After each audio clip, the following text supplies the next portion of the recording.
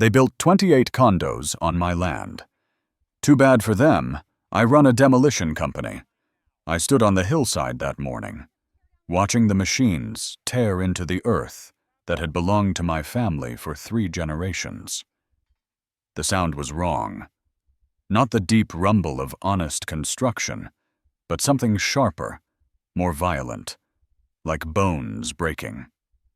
The oak tree, the one that had watched over this land since 1824, was gone, buried somewhere beneath 8 feet of concrete and rebar. My wife Sarah used to sit under that tree every Sunday afternoon with a book and a thermos of coffee.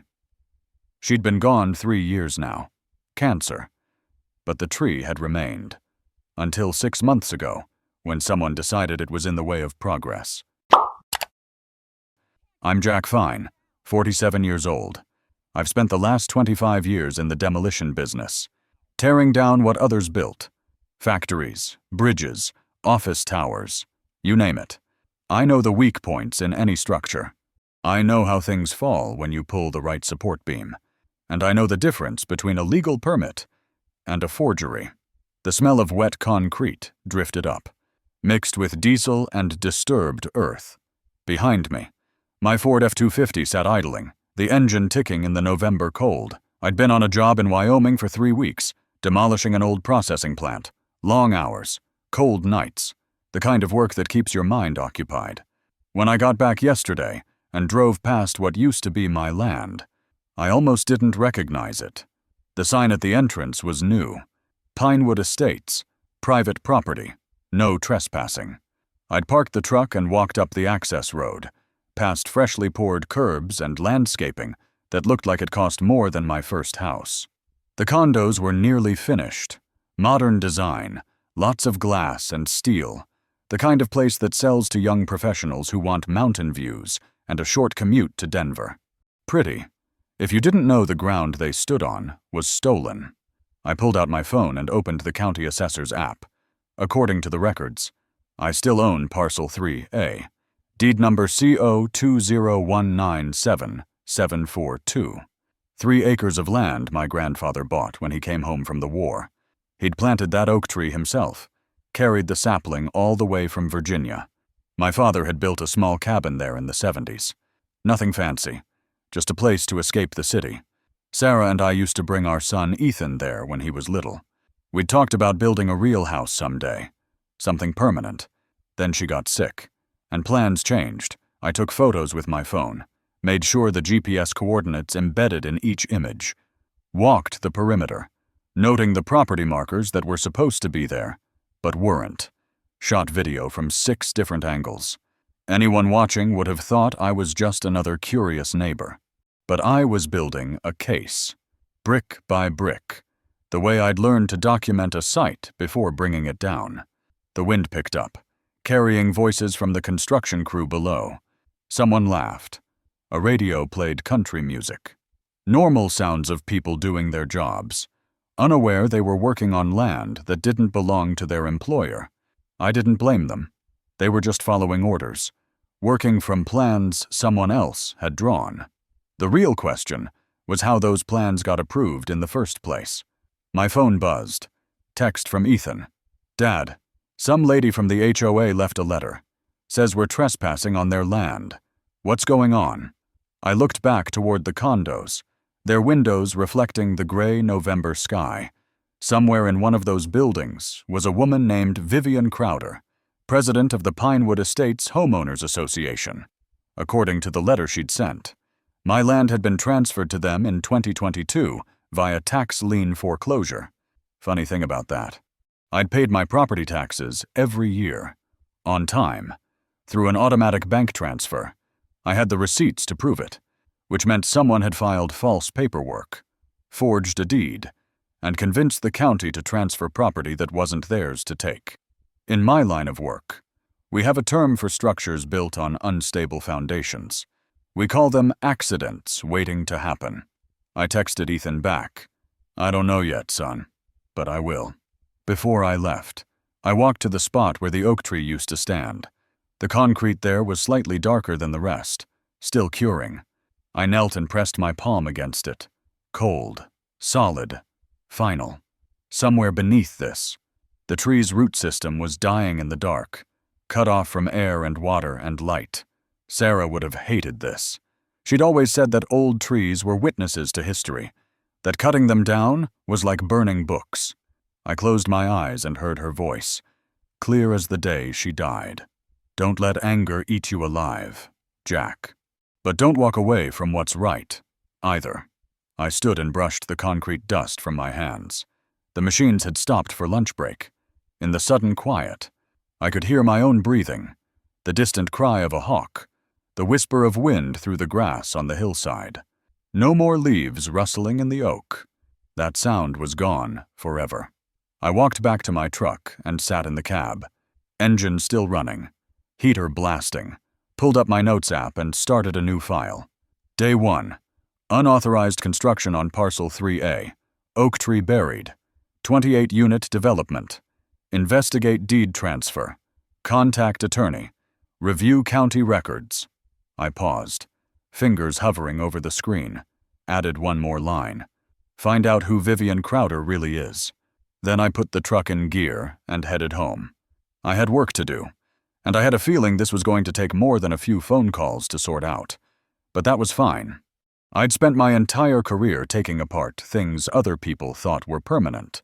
I knew how to be patient, and I knew that every structure, no matter how solid it looked, could come down if you understood its weight distribution. As I drove away, I glanced in the rearview mirror one last time. The condos rose against the sky, confident and new. They had no idea what was coming. The letter was waiting on my kitchen table when I got home.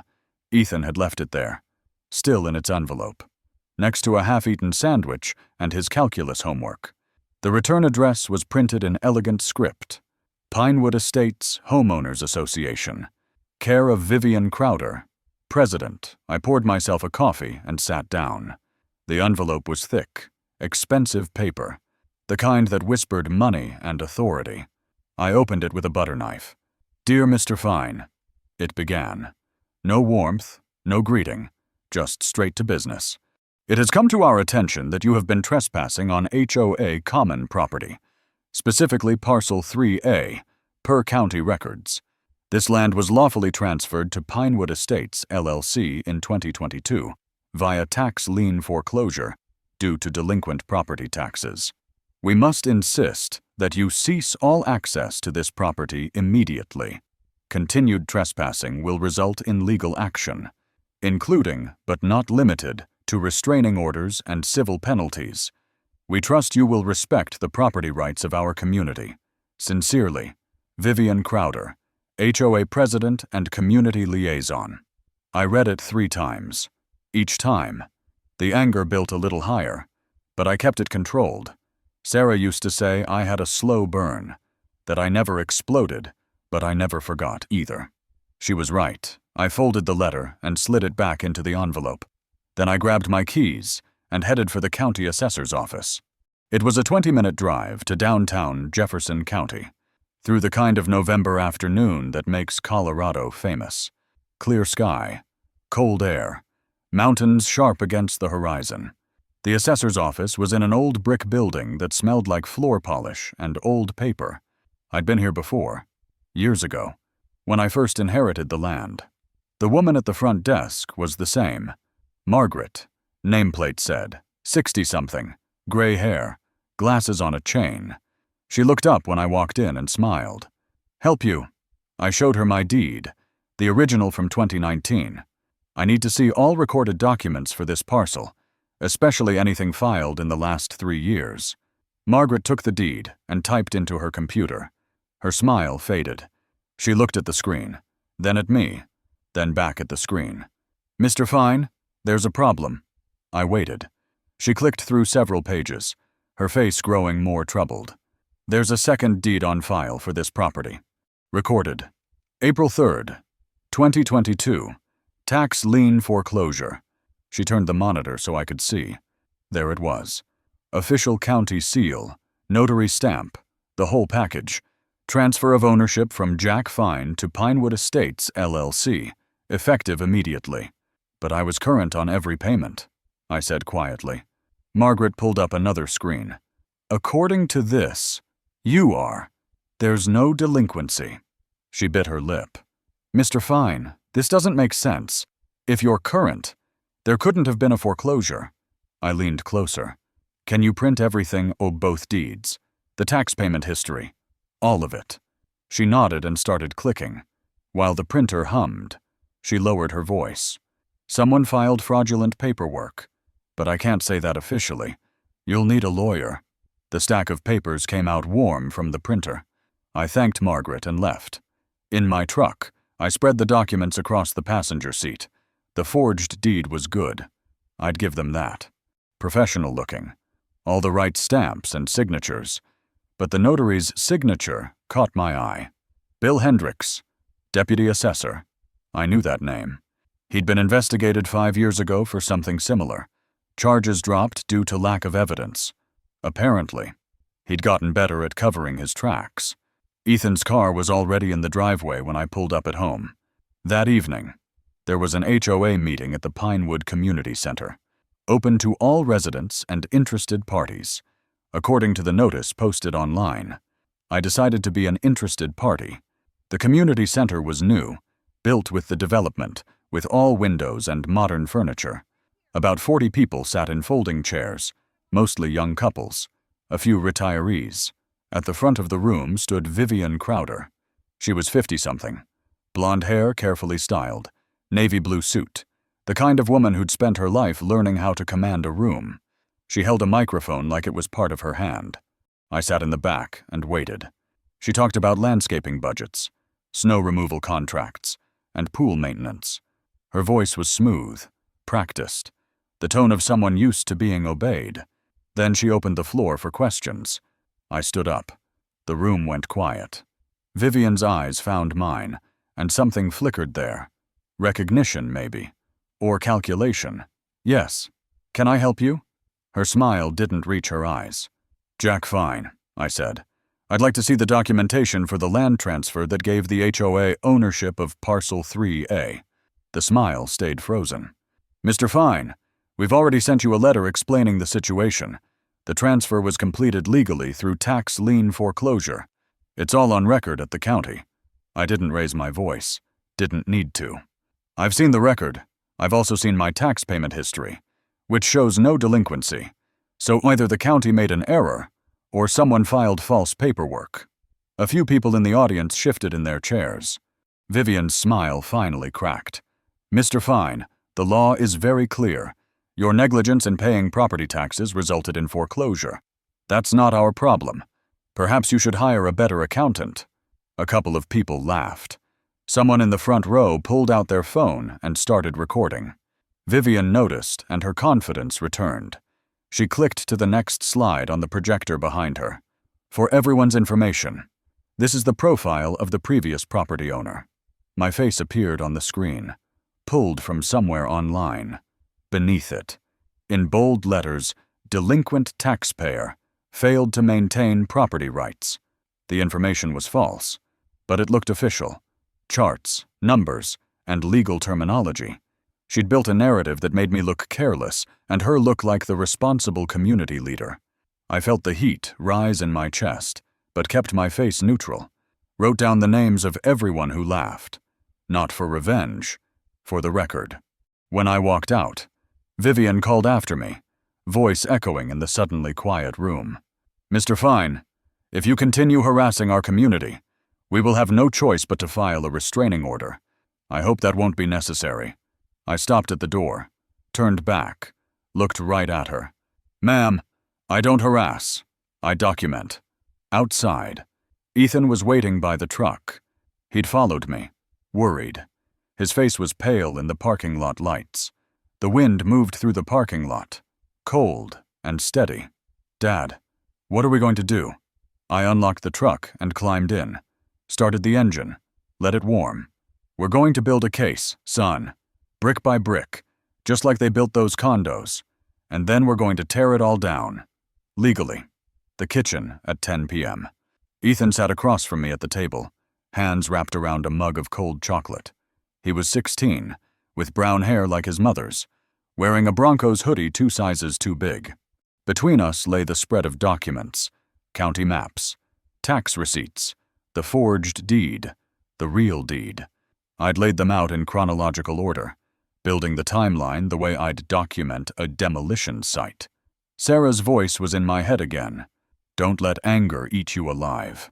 Jack. But this wasn't anger. This was something cleaner, colder, the need to set something right. Ethan hadn't touched the papers. He just watched me, the way he used to when I fixed things and he was a small patient, waiting for an explanation that made sense. Dad, he said finally, why don't we just let it go? Mom always said not to let this kind of thing consume us. I looked up from the deed I was examining, saw Sarah in his face, the shape of his eyes, the way he bit his lower lip when he was worried. I closed the laptop and turned it toward him. On the screen was a photo I'd taken last spring, Sarah standing under the oak tree, autumn light filtering through the leaves, wearing that red sweater she loved. She was smiling, holding a book. Ethan stared at the photo for a long time. Your mom loved that tree, I said quietly. She called it a witness tree, said it had watched over this land for 2 centuries, through wars and droughts. She used to say old trees were like living history books. I paused. That tree is gone now. Ethan, buried under 8 feet of concrete, and 28 families are about to move into homes built on land that was stolen. That's not anger talking. That's accountability. Ethan's fingers tightened on the mug. But what if we lose? What if Vivian is right, and the law really is on her side? It was a fair question, the kind Sarah would have asked, forcing me to think through the consequences before I acted. Then we accept it, I said. But we don't walk away without knowing the truth. I'm not teaching you to fight dirty, son. I'm teaching you to stand up for what's right, even when it's hard, even when it costs you something. He nodded slowly, then pulled the laptop closer, studied the photo of his mother. When he looked up again, something had changed in his face, less fear, more resolve. What do we need to do? I opened the file I'd started that morning. An Excel spreadsheet, each row documenting a date, an event, and a source. January 12, 2019 deed recorded in my name. April 3rd, 20. A fraudulent deed was recorded. Every tax payment I'd made. Every document I could find. Every structure has a weak point, a hidden crack in the foundation. Find it, and you can bring down anything, even a lie that looks solid. Ethan leaned forward, scanning the spreadsheet. So what's the weak point here? I clicked on another tab, highlighted a cell. Bill Hendricks, the notary who signed the forged deed. He's been investigated before. If he did this for Vivian, he's done it for others.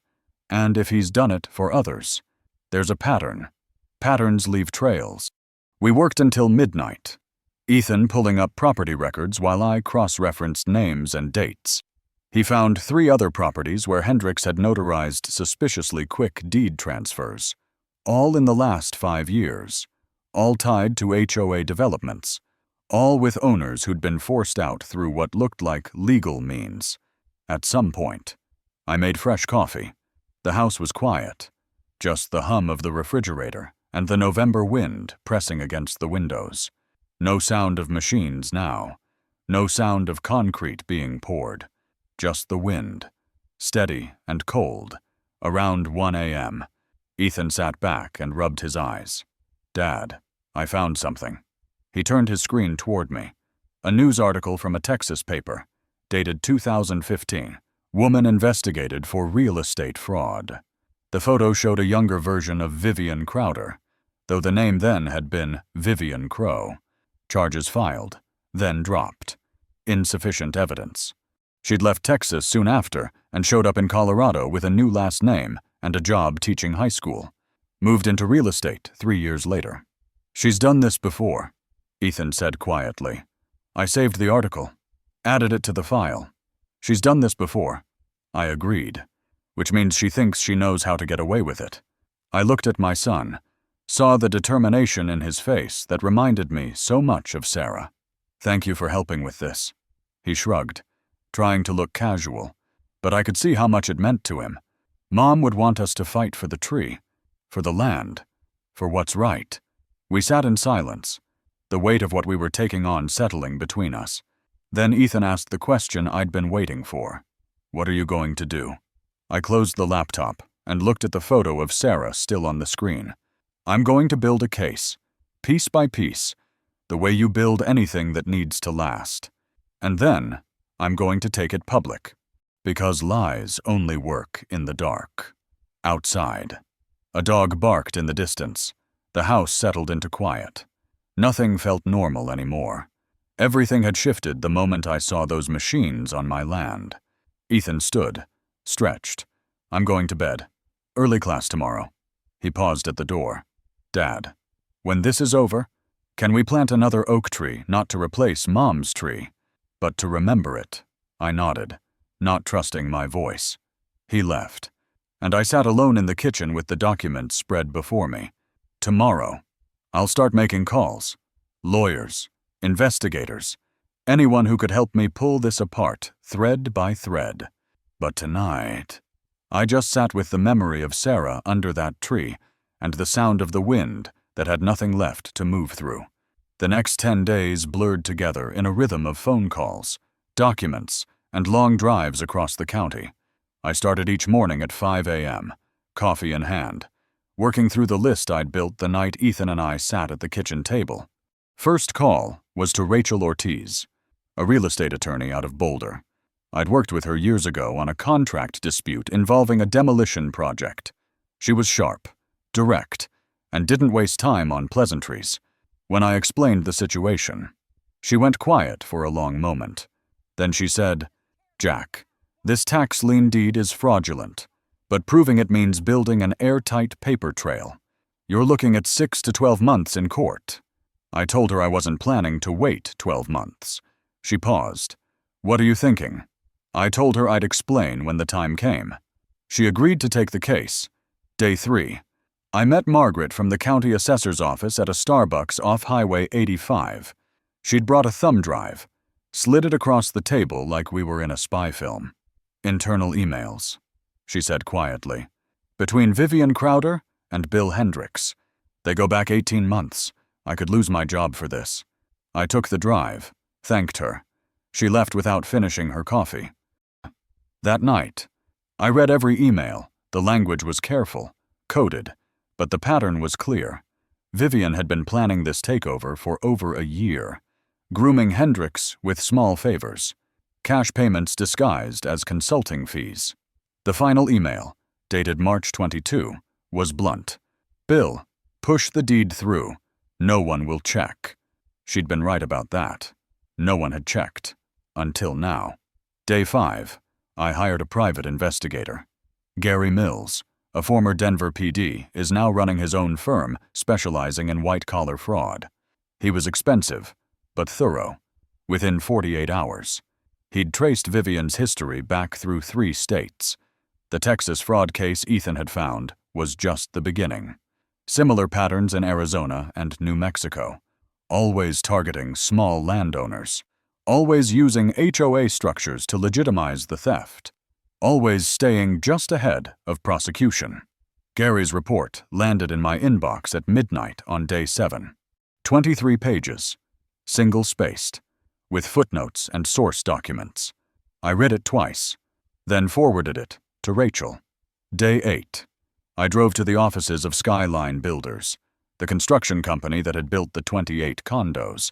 The receptionist tried to brush me off, but I mentioned the words fraudulent deed and liability exposure, and suddenly the owner, Tom Reeves, had time to see me. His office overlooked a half-finished apartment complex, construction cranes visible through the window. Tom was 50, balding, the kind of guy who'd built his business on handshake deals and clean work. When I showed him the real deed and the forged one, his face went gray. "Vivian told us the land was clear," he said. "Showed us county records, title insurance, everything. If this blows up, we're liable for millions." I told him I wasn't interested in suing him. I was interested in the truth.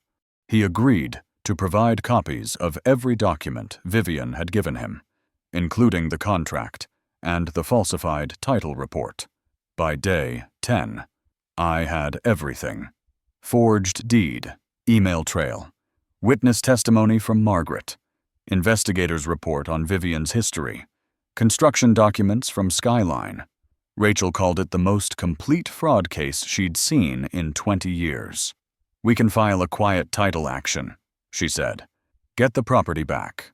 Possibly pursue criminal charges." I asked how long that would take. She hesitated. "With this evidence, maybe 8 months.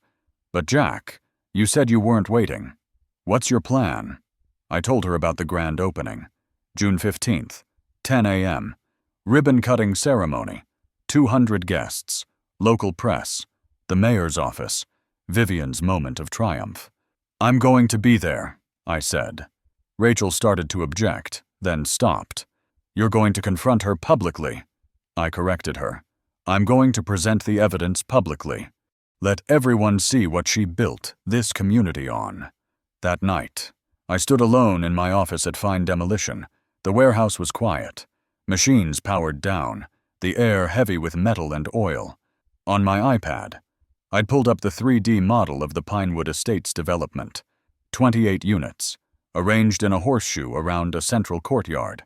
Parking underneath, retail space on the ground floor, residential above. Good design, solid construction. The foundation slab ran directly over where the oak tree had stood. I zoomed in on that section. The concrete there was thicker than the rest, reinforced to handle the uneven ground where the root system had been. They'd built right over it, entombing 200 years of growth under 8 feet of cement. I closed the iPad and walked to the window. My reflection stared back at me, older than I remembered, with tired lines around the eyes. Behind me, the dark shapes of excavators and wrecking balls waited in their bays, tools of my trade. But I wouldn't be using them for this. Not the machines. Anyway, I pulled out my phone, opened the camera, and recorded a short video. Just my face, the warehouse behind me. "My name is Jack Fine. I run a demolition company, and on June 15th, I'm going to tear down the biggest lie Pinewood Estates was ever built on." I didn't post it, just saved it. The timestamp would matter later. I locked up the office and drove home. Ethan's light was still on. I thought about Ethan's question. When this is over, can we plant another oak tree? The answer was yes. But first, I had to clear the ground, and that meant walking into Vivian Crowder's celebration and showing everyone what their beautiful new community was really built on. Lies, fraud, and 2 centuries of history are buried in the dark. I locked up the office and drove home. Ethan's light was still on. I knocked softly, and he opened the door. "Dad, you look exhausted." I nodded. "It's done.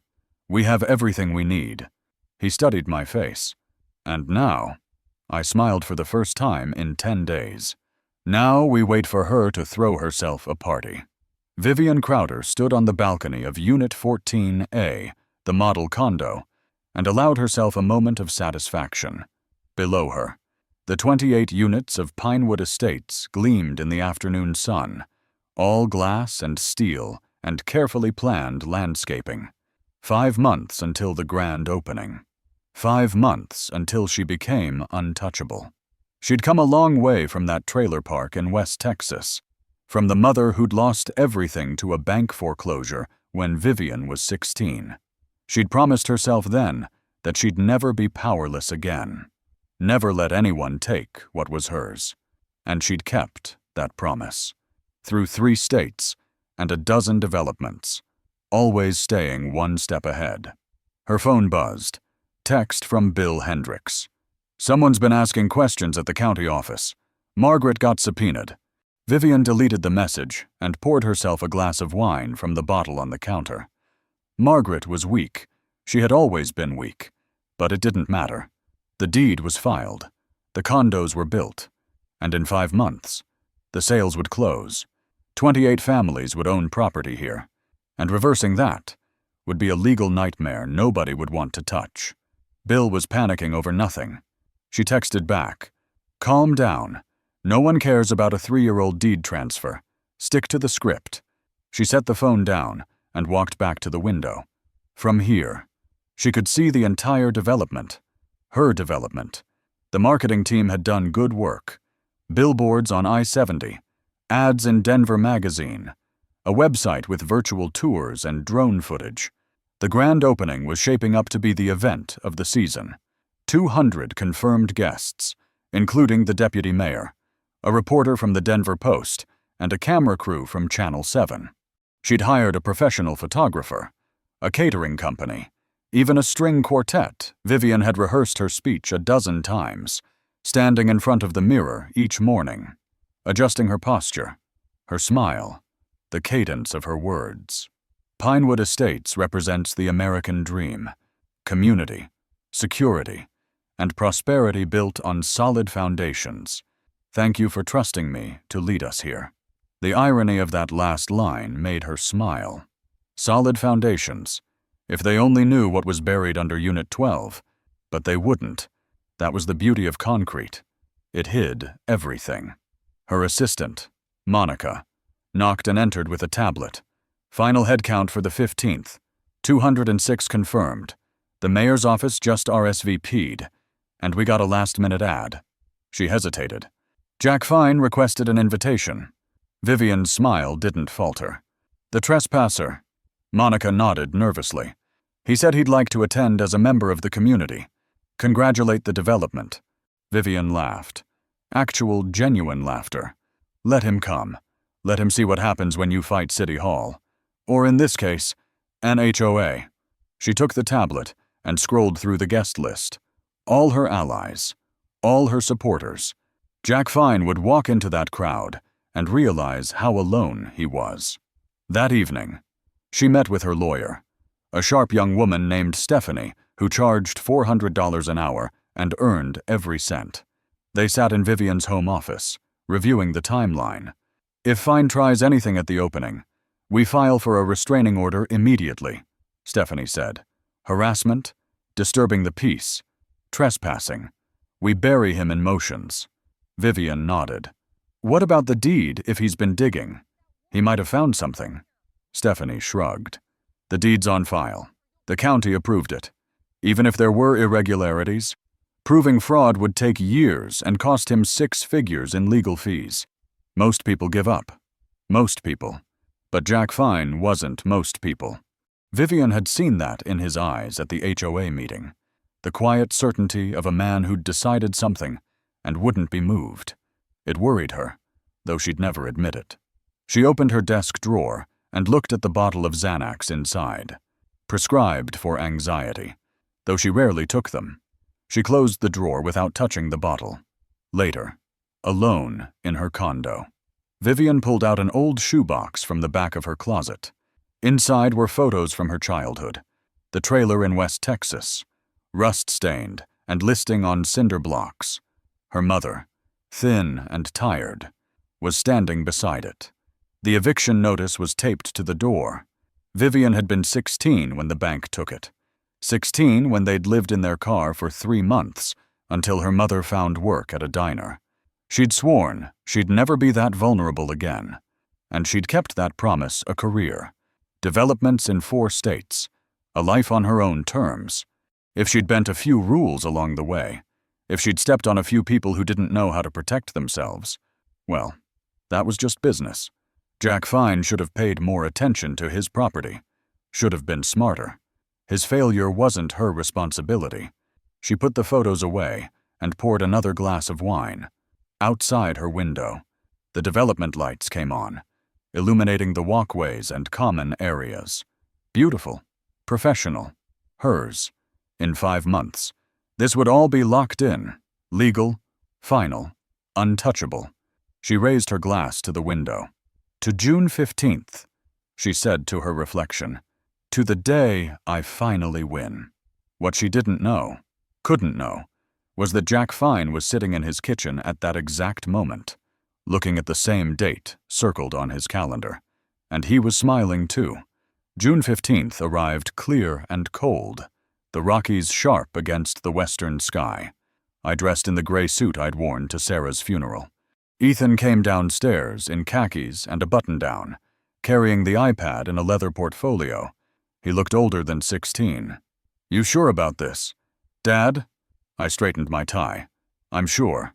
We drove in silence. The parking lot was already crowded at 9:30.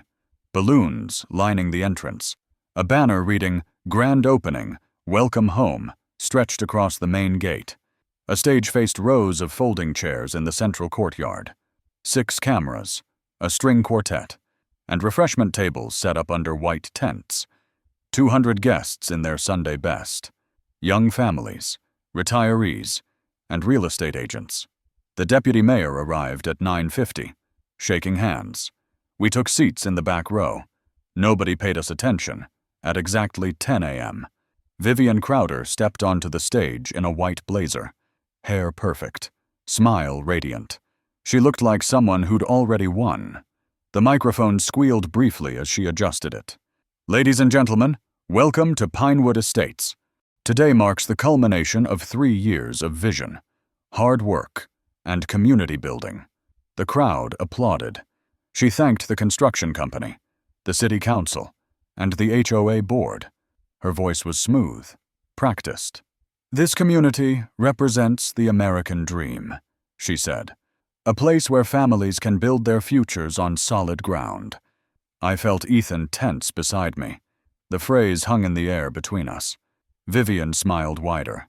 "And now, I'd like to invite any members of our community to share a few words before we cut the ribbon." The crowd murmured. Nobody stood. She was offering participation, confident nobody would challenge her on her day of triumph. I stood up. 200 heads turned. Vivian's smile froze, then recovered with visible effort. "Yes. Would you like to say something?"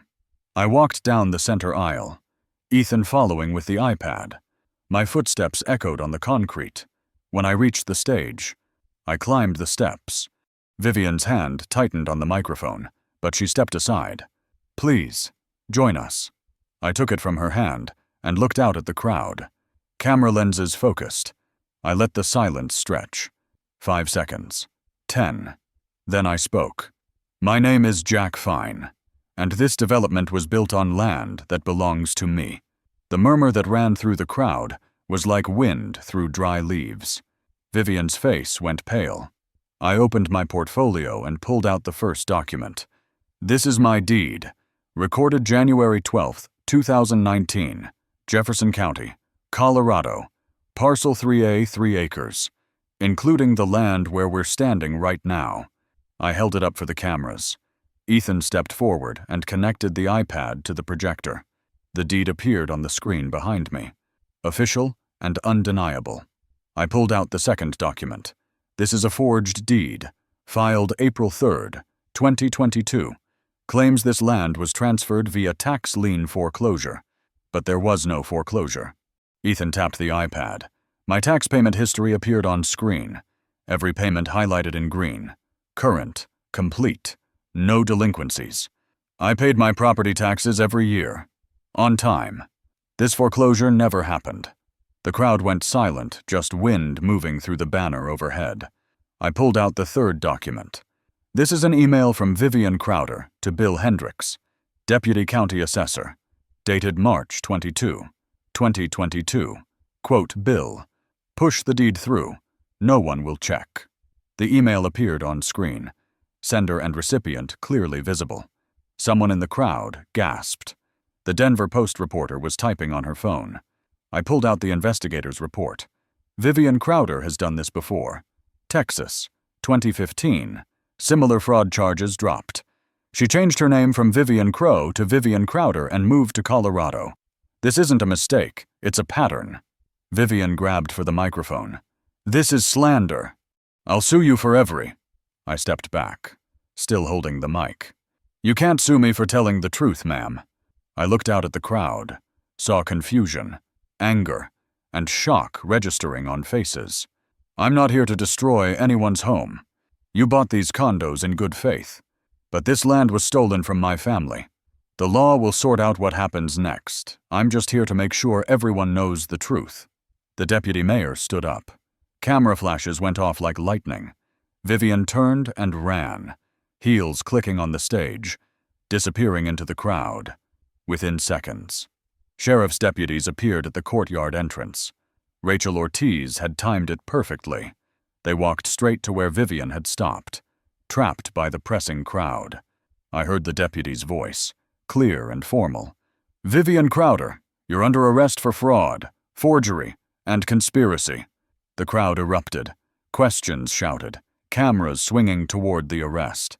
I handed the microphone back to the event coordinator and stepped off the stage. Ethan followed, neither of us looking back. We walked through the gate, past the balloon arches and welcome signs, to my truck in the parking lot. I unlocked it and we climbed in, sat in silence for a moment. The engine ticked as it cooled, through the windshield. We could see people spilling out of the courtyard, confusion spreading. Ethan said quietly, "It's done." I started the engine and pulled out slowly, carefully, following the speed limit. Behind us, the chaos of Vivian's unraveling faded into the distance. Ahead, the road stretched clear and open. We drove home in silence, but it was a different kind of silence than the one that morning. This one felt lighter, like something heavy had finally been set down. The first call came 20 minutes after we got home. Rachel Ortiz, voice tight with controlled excitement. "Jack, Channel 7 aired the footage. It's everywhere. You're trending." I put her on speaker so Ethan could hear. "What about Vivian?" Rachel paused. "She's being held at Jefferson County Jail. Bail set at $500,000. She can't make it. Bill Hendricks turned himself in an hour ago, already talking to prosecutors. This is going to move fast. Over the next 4 weeks. It moved faster than I expected. Week 1. The Denver Post ran the story on page 1. HOA president arrested for land fraud. 28 condos built on stolen property. Channel 7 did a follow-up, digging into Vivian's past. They found similar cases in Arizona and New Mexico. The station interviewed Margaret from the county assessor's office.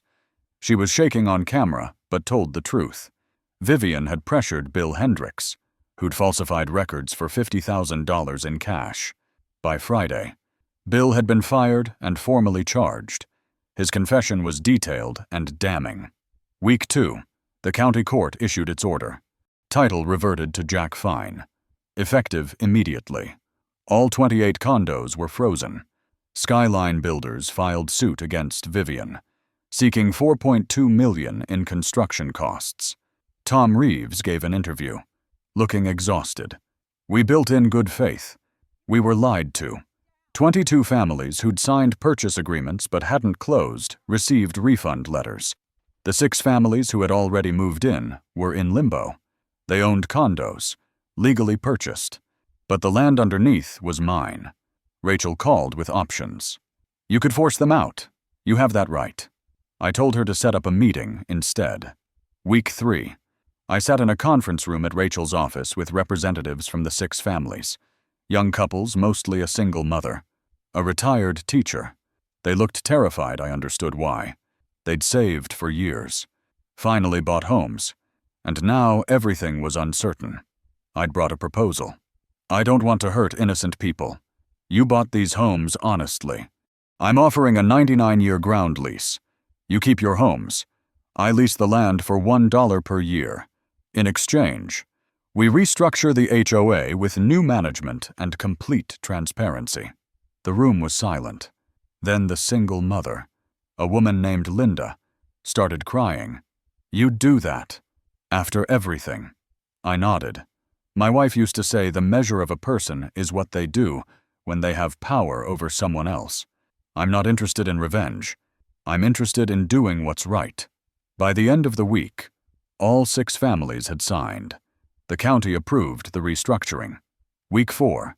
Vivian's preliminary hearing. I sat in the back of the Jefferson County Courthouse. Courtroom 3. B. Ethan was in school. Vivian sat at the defense table in a navy suit. Her lawyer was expensive, but uncomfortable. The prosecutor laid out the case. Email evidence. Bill Hendricks's confession. The forged deed. Vivian didn't speak until the judge asked if she had anything to say. She stood, voice shaking. I just wanted to build something. Jack Fine is trying to destroy my life's work. The judge, a woman in her 60s with steel gray hair, removed her glasses. Ms. Crowder, you built 28 homes on stolen land using fraudulent documents.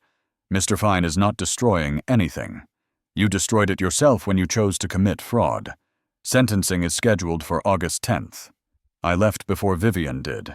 Ethan was waiting in the truck, having gotten out early. How'd it go? I started the engine. It went the way it needed to. We drove toward the land, toward Parcel 3A. The construction equipment was gone now. The site was quiet. The county had approved my request to create a memorial garden where the oak tree had been buried. Small, just a quarter acre, with a plaque and native plantings. The rest of the development would remain, renamed Sarah's Grove after a vote by the new HOA board. I pulled off the road, and we sat looking at the land. The condos rose against the June sky. 28 families would live there, most of them people who'd done nothing wrong. That felt right. Better than tearing it all down out of anger. Mom would be proud of you, Ethan said quietly. I thought about Sarah under the oak tree, about the way she'd always chosen mercy over bitterness. I hope so. My phone buzzed. Text from Rachel. Vivian sentenced 5 years federal prison. $200,000 fine. $1.8 million in restitution. It's over. Jack. I showed Ethan the message. He nodded, but didn't say anything. We sat there as the sun dropped toward the mountains, painting the condos gold and orange. After a while, I said, let's go home. We drove back through quiet streets, past neighbors watering lawns and kids riding bikes. Normal life, the kind Sarah had always loved. When we got home, I made dinner. We ate at the kitchen table where we'd planned everything. The table was clear except for our plates. Clean. Ready for whatever came next. Late August. The morning came cool and quiet, the kind that promises autumn is near. I woke before dawn, made coffee, and waited for Ethan to come downstairs. We'd planned this day weeks ago, marked it on the calendar the way Sarah used to mark birthdays and anniversaries. Today, we will plant the tree. The oak sapling sat in the bed of my truck, 6 feet tall, roots wrapped in burlap. The Colorado State Forest Service had helped me choose it. A bur oak, native to the region, is hardy enough to survive another 200 years if given the chance. We drove to Parcel 3A in silence. The memorial garden was finished now, a quarter acre of native grasses and wildflowers surrounding a small clearing. A bronze plaque set in stone marked the spot where the old oak had stood. In memory of Sarah Fine and the witness oak, 1824 to 2022. May new roots grow strong. We parked and carried the sapling to the center of the clearing. I'd brought 2 shovels. Ethan took one without being asked. We dug together, taking turns, the rhythm steady and familiar. The ground was softer than I expected, the soil dark and rich, when the hole was deep enough. We lowered the tree carefully, Ethan steadying the trunk while I cut away the burlap. We filled the hole slowly, packing the earth around the roots. When it was done, we stood back. The sapling looked small against the sky, fragile, but the roots were deep now, and that was what mattered. Ethan walked to the truck and returned with something wrapped in cloth. He knelt and unwrapped it. The bronze plaque. We'd had it made weeks ago, but I hadn't seen the final version. He set it in the ground beside the tree without ceremony, just pressed it into the soft earth until it held. Then he stood beside me. We didn't speak, just stood there as the sun rose higher, warming the air, casting long shadows across the grass. Behind us, Sarah's Grove stretched quietly in the morning light. Lights were on in a few windows, families waking up, making breakfast, starting their days. Normal life, the kind of life this land was meant to hold. I thought about Vivian, sitting in a cell somewhere, probably still believing she'd been right. That survival justified anything. That power was the only thing that mattered. I didn't hate her. I just felt tired when I thought about her. The way you feel tired after carrying something heavy for too long. The wind moved through the sapling's leaves. The whisper Sarah had loved. It was back. Different tree. Same song. Ethan looked at me. Ready to go? I shook my head. A few more minutes. We stood together as the sun climbed higher. Somewhere. A bird called. After a while. Ethan said quietly. She would have liked this. After a while. Ethan said quietly. She would have liked this. The tree, may their name all of it. I nodded, didn't trust my voice. We walked back to the truck, got in, and sat for a moment before I started the engine. Through the windshield, I could see the sapling standing straight and strong in the morning light. It would grow, slowly, steadily, the way all good things grow. In 20 years, it would provide shade. In 200, someone else would stand beneath it and remember that trees outlive grudges, that mercy outlasts anger. I put the truck in gear